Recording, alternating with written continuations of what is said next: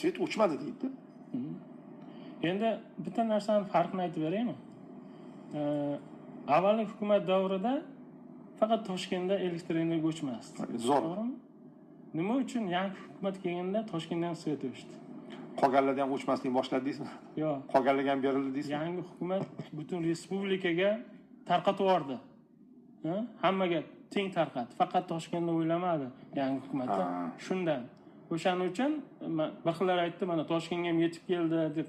Uni ichiga kirish kerak. Albatta. Uni ichiga kirish kerak. O'shaning uchun yangi qurilayotgan uylarga yana gaz qilsa, u yetmasligi mumkin. Men bu siyosiy rahbariyat qarorligini va men tushunib turibman, bu yillar davomida investitsiya qilinmagan, yillar davomida infrastruktura, bazaviy infrastrukturaga pul tikilmagan mamlakatda yashayapmiz, Abdulla aka.